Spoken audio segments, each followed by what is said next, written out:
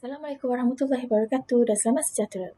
Yang saya hormati Tuan Penyelidik Projek dan juga merupakan pesyarah yang kami hormati, Encik Muhammad Hafiz bin Abdul Wahab. Pada hari ini, kumpulan kami akan membentangkan satu tajuk yang amat menarik iaitu aktiviti kolonialisme dan kesan terhadap sesebuah negara yang dijajah iaitu Tanah Melayu. Sebelum kami memulakan pembentangan pada hari ini, izinkan saya memperkenalkan ahli kumpulan kami iaitu diri saya sendiri, Nur Atika binti Nur Hisham, Zahia binti Adnan, Nur Fahana binti Sabaruddin dan juga Muhammad Aminullah bin Jamaluddin.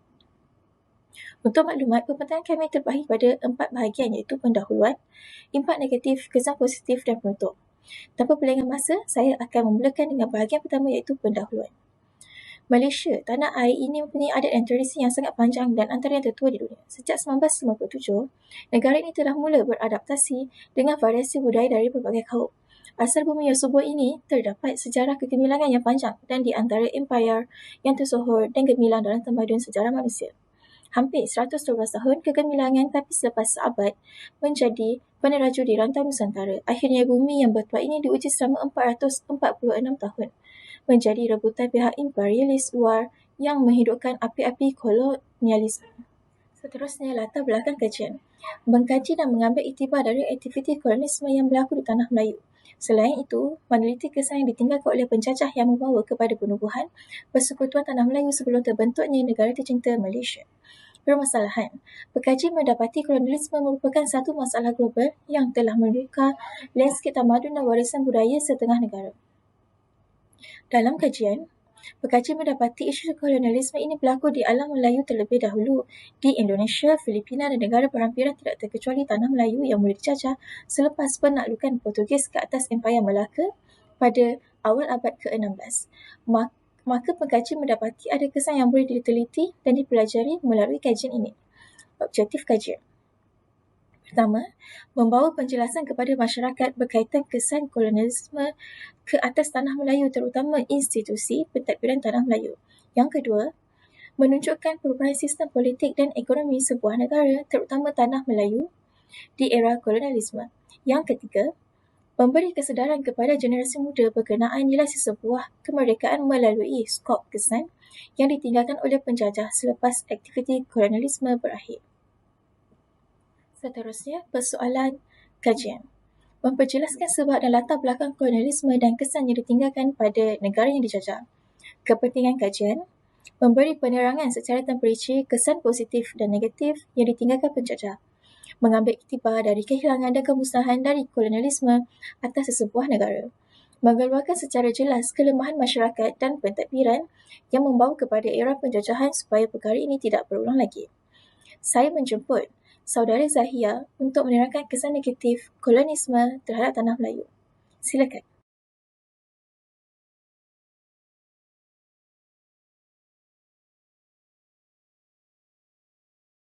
Assalamualaikum, saya Zahia binti Adnan. Seperti yang diperkenalkan oleh Cik Tika sebentar tadi, di sini saya akan menerangkan lebih lanjut mengenai kesan-kesan kolonialisme ke atas Tanah Melayu. Yang pertamanya ialah raja kehilangan kuasa. Di sini sebelum hadirnya pihak British, kita raja ataupun sultan merupakan pangkat yang tertinggi di dalam sistem pentadbiran Tanah Melayu. Akan tetapi selepas hadirnya kuasa British ini, sistem residen telah diperkenalkan, maka raja kehilangan kuasa kerana setiap keputusan perlulah melalui ataupun merujuk Presiden British ketika itu. Yang keduanya ialah pembesar hilang pengaruh. Pembesar-pembesar Melayu mempunyai kuasa penuh untuk memetik cukai sebelum kehadiran kuasa barat. Keadaan ini telah berubah apabila semua kutipan cukai dan kawalan hasil negeri diambil alih oleh pihak British. Ini menyebabkan pengaruh dan kekuasaan pembesar Tanah Melayu telah terhapus dan ekonomi mereka terjejas. Seterusnya ialah masyarakat tempatan dipinggirkan dalam ekonomi. Sebelum hadirnya pihak Inggeris di Tanah Melayu, pembesar-pembesar Melayu merupakan pemilik dan pengusaha lombong-lombong biji di Perak, Selangor dan Negeri Sembilan. Apabila pihak Inggeris atau British ini mengambil alih sepenuhnya penguasaan lombong-lombong biji timah, tenaga buruh dan teknologi melombong dari luar telah dibawa masuk disebabkan tanggapan mereka pada kaedah melombong yang diamalkan ketika itu adalah tidak sesuai dengan industri perlombongan ataupun kata lain mundur. Apabila mereka membawa masuk teknologi dari luar, pentadbiran British ini mengekalkan hubungan rapat dengan golongan elit perniagaan dan pemodal Cina, terutamanya aktiviti perindustrian dan perlombongan Cina yang memberikan kepentingan kepada mereka. Melalui inilah orang Cina memonopoli kepentingan industri ekonomi di tanah Melayu. Seterusnya ialah masalah sosial. Kolonisme British telah memberi kesan negatif kepada masyarakat tradisional tempatan dengan membawa budaya berbeza yang bertentangan dengan ajaran Islam. Pihak British mempunyai corak pergaulan bebas antara jantina yang santai, tidak kira perempuan atau lelaki, di mana masyarakat tempatan, khususnya masyarakat Melayu tradisional yang beragama Islam, lebih peka terhadap hal pergaulan ini. Terakhir sekali ialah pendidikan berunsur penjajah.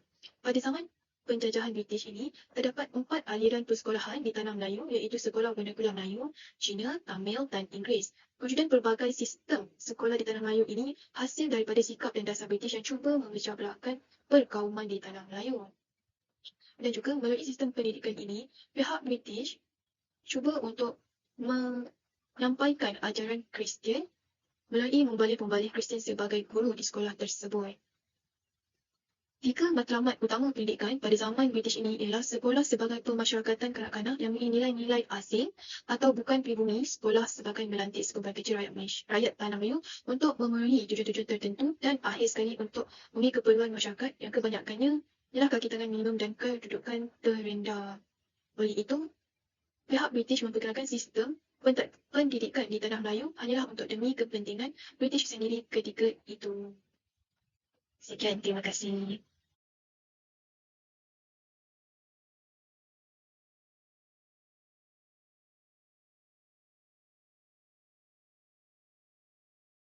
Terima kasih Zahia di atas penjelasan yang menyeluruh. Nama saya Nurul Fahana binti Sabaruddin dan saya akan mengupas kesan-kesan positif ke atas tanah Melayu akibat kolonisme. Pertama ialah perkembangan kegiatan ekonomi. Perkembangan ekonomi begitu pesat berlaku di tanah Melayu berikutan revolusi perindustrian yang berkembang di Eropah. Britain berusaha sedaya mungkin menyayangi negara jiran di Eropah untuk menghasilkan barangan industri. Situasi ini menyebabkan berlaku pengeluaran sumber yang pesat di tanah jajahan seperti tanah Melayu. Kegiatan perlombongan biji timah dan pengeluaran susu getah telah dipertingkatkan. Impak pembangunan ekonomi negara banyak disumbangkan hasil daripada penggunaan sistem ekonomi kapitalis yang dibawa bersama oleh pihak penjajah. Di tanah Melayu, hasil komoditi seperti biji timah, getah, emas dan arang batu banyak dikeluarkan. Okey, dan kedua ialah undang-undang tanah.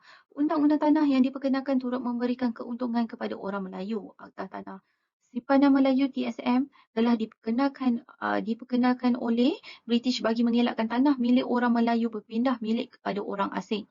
Presiden berhak mengisytiharkan mana-mana tanah orang Melayu sebagai TSM untuk mengelak daripada dijual, dipajak gadai atau ditukar hak milik. Enakmen Rizab Melayu yang diluluskan oleh negeri-negeri Melayu bersekutu pada tahun 1913 memberikan kuasa kepada residen menghaskan kawasan tanah untuk orang Melayu dianggap sedikit menjelabahi orang Melayu.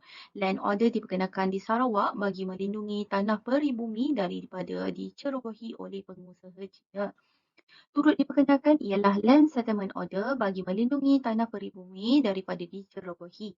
Okay. Di Sarawak, pemindahan hak milik tanah hanya boleh dilakukan melalui pewarisan untuk mengelakkan daripada pemajakan, pemecahan dan penjualan tanah kepada orang luar. Land Settlement Order Sarawak seterusnya membahagikan tanah kepada 3 kawasan iaitu tanah campuran, tanah simpanan dan tanah pendalaman. Dan yang ketiga ialah kemudahan infrastruktur. Infrastruktur turut berkembang pesat semasa zaman British. Walaupun kemudahan ini banyak dibina demi kepentingan ekonomi mereka, namun turut memberikan kepentingan kepada masyarakat tempatan. Kemudahan yang dibina seperti jalan raya, jalan kereta api, pejabat pos dan banyak lagi. Kolonial British turut membawa pembangunan infrastruktur di tanah Melayu. Walaupun tidak berlaku secara menyeluruh, kemasukan pengaruh Inggeris pada pertengahan abad ke-19 telah mengubah sistem pengangkutan awam menjadi lebih baik. Sesuai dengan sistem ekonomi kapitalis, usaha penting yang dijalankan ialah membina infrastruktur yang dapat mewujudkan satu sistem perhubungan bagi menghubungkan semua pusat perusahaan biji timah dengan pelabuhan-pelabuhan yang menjadi pusat pengeksport hasil-hasil biji timah. Selain daripada itu, pihak koloni juga membina infrastruktur bagi menghubungkan kawasan pengeluaran dengan pelaburan-pelaburan tertentu di tanah Melayu. Mulai tahun 1885, sistem pengangkutan kereta api dibina yang menghubungkan hampir ke semua pusat perusahaan biji timah di Semenanjung dengan pelabuhan di sepanjang Selat Melaka, iaitu dari Kuala Lumpur ke Pelabuhan Klang. Okey, seterusnya saya menjemput saudara Amin untuk penambahan isi kesan positif di Tanah Melayu. Silakan Amin. Terima kasih saudari Farhana atas pembukaan tirai pembentangan berkenaan dengan kesan positif kolonialisme di atas Tanah Melayu. Saya Muhammad Abdullah bin Jamaluddin akan menambah serba sedikit berkaitan dengan kesan positif kolonialisme ke atas Tanah Melayu. Di sini kita bermula dengan pandang sudut mengenai pendidikan. Pendidikan Melayu di Tanah Melayu ketika di bawah pemerintahan British tetap dijalankan seperti biasa dan dibiayai oleh kerajaan British, diberikan segala peralatan, buku, bangunan dan guru. Dibayar sebanyak 15 hingga ke 50 pound sterling ketika itu, di mana masyarakat Melayu menerima pendidikan secara percuma atas pembiayaan penuh pihak Inggeris. Di bahagian sekolah menengah pula, terwujudnya Maktab Melayu Kuala Kangsar, iaitu Malay College Kuala Kangsar ataupun lebih dikenali sebagai MCKK, sebagai tempat pusat sekolah menengah yang membawa konsep English Grammar School ataupun sekolah yang sesuai untuk para pemimpin, di mana sekolah ini juga dibuka untuk pembesar dan juga anak-anak raja. Seterusnya juga kita dapat melihat sistem pendidikan yang dibaik pulih, di mana pendidikan Melayu yang telah diambil selama 4 tahun boleh masuk ke sekolah Inggeris dengan cara special Malay class ataupun kelas khas Melayu, di mana anak murid Melayu juga boleh meneruskan pendidikan yang lebih baik di sekolah Inggeris. Di sini juga kita dapat melihat sistem pendidikan inilah yang telah mencorak lanskap pendidikan negara dan juga yang telah membawa kita kepada lahirnya pemimpin-pemimpin tempatan yang akhirnya mencapai kemerdekaan. Dalam masa sama juga, negeri-negeri Selat dan juga negeri Melayu bersekutu telah membuka 788 buah sekolah vernacular, di mana sekolah-sekolah inilah yang telah memberi pendidikan ke seluruh tanah Melayu dan disusuli oleh pendidikan di seluruh negeri lain, dan juga terwujudnya special class yang saya katakan tadi secara berperingkat di setiap negeri. Dari sudut pendidikan, kita pandang pula kepada infrastruktur perbandaran yang dibawa oleh pemerintahan British ketika aktiviti kolonialisme di tanah Melayu. Terdapat banyak bandar baru diperkenalkan, antaranya Seremban, Pontian, Labis, Kuala Kangsar dan juga Kuala Lumpur. Ketika itu adalah disebabkan pemindahan imigran daripada negara lain dan juga sektor ekonomi yang dibawa oleh Inggeris ketika itu. Ekonomi baru telah mempengaruhi perbandaran ini kerana aktiviti inilah yang menyebabkan bandar-bandar ini wujud. Sebenarnya boleh beri contoh seperti penanaman pokok getah, sawit dan juga nenas telah memperkembangkan bandar-bandar baru seperti Seremban, Pontian, Labis, Kuala Kangsar. Dan ini juga yang telah dibawa oleh British kepada Kuala Lumpur, di mana Kuala Lumpur merupakan lombong utama biji timah, di mana imigran Cina telah dibawa pindah ke Kuala Lumpur, dan pada tahun 1805 pihak British telah pun memilih Kuala Lumpur sebagai pusat pemerintahan kolonial, di mana segala urusan ekonomi telah dipantau melalui Kuala Lumpur. Wujudnya Ipoh dan juga Taiping sebagai pusat pemantauan dan juga bandar baru berkaitan dengan aktiviti pelombongan. Selain itu, bandar-bandar ini juga telah dilengkapi dengan infrastruktur seperti air, elektrik dan juga jalan raya yang memudahkan pengangkutan, termasuklah jalan kereta api. Di mana hal-hal ini adalah sangat berkepentingan ke atas logistik ekonomi ini, kerana perkara ini adalah sangat bergantung kerana dalam logistik adalah berlakunya ekspor dan import dalam ekonomi pihak British. Seterusnya, apa yang saya boleh sampaikan adalah imigran Cina ketika itu sangat ramai di Kuala Lumpur dan hanya segelintir masyarakat Melayu ataupun tempatan yang tinggal di bandar, kerana ketika itu mereka lebih memilih untuk duduk di luar bandar kerana aktiviti ekonomi mereka yang masih terkongkong dalam cara yang lama. Hal ini juga jelas kita lihat ketika mana pada asalnya Kuala Lumpur yang mempunyai penduduk berjumlah 2,000 membangun secara sangat pesat, di mana ketika pemerintahan British ianya telah berkembang kepada 32,000 orang, dan akhirnya pada tahun 1997 terbukti dan melalui proses perbandaran ini Kuala Lumpur telah mencapai peningkatan sebanyak 1,000% peningkatan penduduk, iaitu daripada 32,000 kepada 316,000 penduduk. Hal ini membuktikan yang bahawa infrastruktur yang dibina oleh Inggeris ke atas perbandaran ini telah meninggalkan kesan dan pembangunan ekonomi yang pesat kepada setiap bandar di negara kita. Tetapi ketika itu infrastruktur ini tidak dibawa ke bahagian pantai timur kerana ketika itu British berpendapat pada peringkat awalnya pantai timur tiada kepentingan ekonomi kepada pemerintahan British.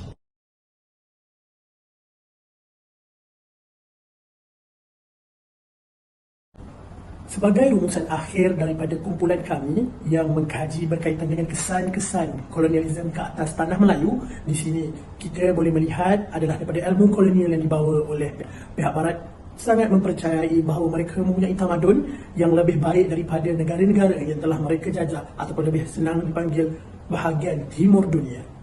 Di sini juga kita boleh mendapat tahu bahawa epistemologi dan juga metodologi berkaitan dengan ilmu kolonial ini sangat bias ke atas pemerintahan barat terdahulu kerana mereka merasakan tanah jajah mereka ini tidak betul dan perlu diperbetulkan.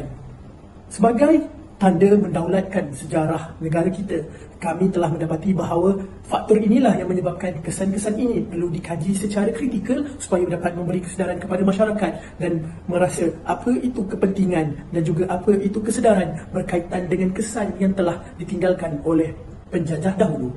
Hal ini juga telah membawa kepada beberapa implikasi yang telah sebati dalam hidup setiap masyarakat di negara kita, iaitu adalah perpaduan bangsa yang majmuk di mana terwujudnya 3 bangsa utama Melayu, Cina dan India daripada kesan pemerintahan British dahulu di atas tanah Melayu. Walaupun wujudnya bangsa-bangsa minoriti seperti Kadazan Dusun, Iban, orang asli, Melanau dan lain-lain, tetapi hal yang besar perlu dipandang adalah 3 bangsa besar ini asalnya daripada kesan kolonialisme, di mana bangsa asal Melayu dan juga imigran-imigran yang datang daripada negara China dan juga India telah dibawa masuk ke dalam tanah Melayu. Maka terwujudlah Malaysia yang harmoni hari ini dengan 3 bangsa utama sebagai tiang yang telah mewujudkan negara ini. Seterusnya juga boleh saya cakap inilah implikasi dan juga apa yang telah mempengaruhi serba-serbi kehidupan masyarakat hari ini, kerana tanpa nilai ataupun tanpa kesan yang kita dapat lihat pada kajian kami ini, kami sangat yakin bahawa tiada siapa yang sedar bahawa kesan-kesan inilah yang menjadikan negara kita hari ini.